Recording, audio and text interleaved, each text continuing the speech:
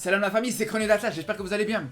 Alors voilà, comme vous avez vu, le mercato il a ouvert ses portes. Et je pense vraiment, sincèrement, que cet été ça va être hyper agité. Donc aujourd'hui j'ai prévu de parler un petit peu de l'avenir de Ziyech. Mais si vous avez d'autres joueurs dont vous voulez que je parle, n'hésitez pas à me le dire en commentaire. Alors d'abord, je fais juste une petite précision avant de commencer. C'est vrai que la situation de Ziyech en équipe nationale, encore actuellement, elle est assez délicate. Mais je vais vraiment totalement faire abstraction de ça dans cette vidéo, c'est vraiment pas le sujet.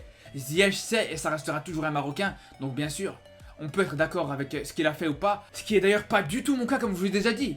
Mais de toute façon dans tous les cas, qu'on soit pour ou qu'on soit d'accord avec lui, qu'on lui en veuille ou qu'on lui en veuille pas, il reste un Marocain et on va bien sûr suivre ses prestations en club. Et on lui souhaite que le meilleur en club, c'est sûr et certain. Et c'est d'ailleurs le but de cette vidéo. Moi personnellement, je vais vous dire vraiment ce qui doit être le mieux pour Ziyech pour la saison prochaine. Parce qu'à un moment donné, je vais pas faire durer le suspense trop longtemps. Pour moi déjà, il doit quitter Chelsea, ça c'est sûr et certain. Et aujourd'hui, il faut être réaliste et il faut voir les choses en face. Continuer à espérer et à avoir un avenir de Ziyech à Chelsea, c'est plus possible. On a bien constaté que la situation de Ziyech depuis qu'il est à Chelsea, elle tourne en rond. Elle tourne vraiment en rond, c'est vraiment une boucle interminable. Et j'avais même fait un schéma d'ailleurs qui représente bien cette situation-là. Depuis l'arrivée de Tuchel, la situation de Ziyech dans ce club, elle est toujours comme ça. Le mec, il enchaîne plusieurs matchs comme ça sur le banc sans même rentrer sur le terrain pendant plusieurs semaines parfois. Puis après, il gagne quelques petites minutes, quelques petites rentrées en fin de match, jusqu'à ce qu'il fasse un bon match, jusqu'à ce qu'il marque ou qu'il mette une passe décisive. Après ça, il regagne éventuellement le passe de titulaire. Et après ça, il lui suffit d'un mauvais match ou d'une petite blessure pour hop, de nouveau re-signer au FC Bande Touche pendant plusieurs semaines. C'est pas possible les gars, on peut pas accepter ça. On peut pas se satisfaire de ça. À un moment, qu'on l'aime ou qu'on l'aime pas, sincèrement, il faut quand même reconnaître qu'avec les qualités qu'il a, avec le talent qu'il a, il mérite beaucoup mieux dans sa carrière. Donc aujourd'hui, je pense qu'on peut vraiment dire qu'il n'y a absolument plus aucun débat les gars.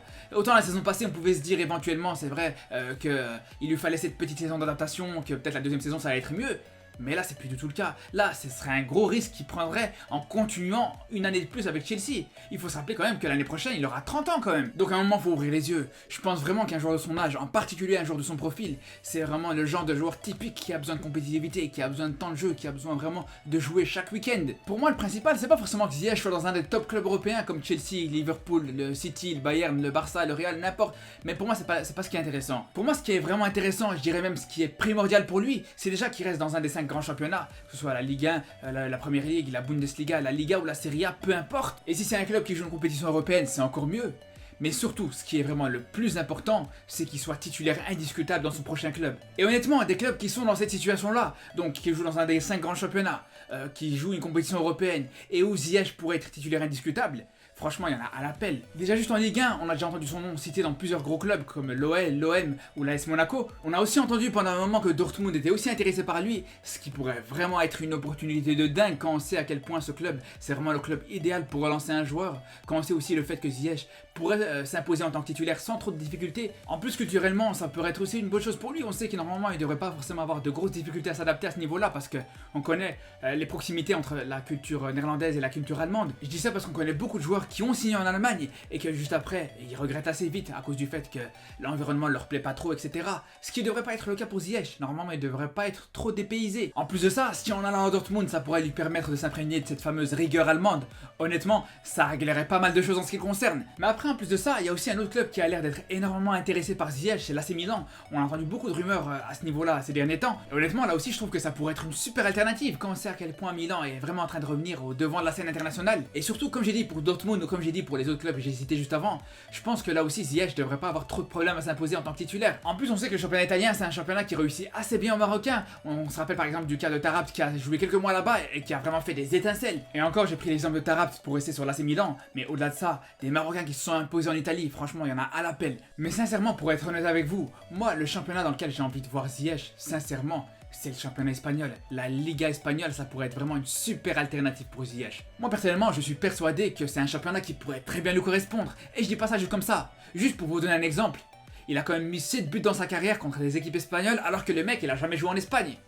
Il a mis plus de buts contre des équipes espagnoles que dans ses 2 saisons en première ligue. Donc honnêtement, comment c'est ça? C'est presque un crime de se dire qu'il aura peut-être jamais l'occasion de jouer dans sa carrière en Liga espagnole.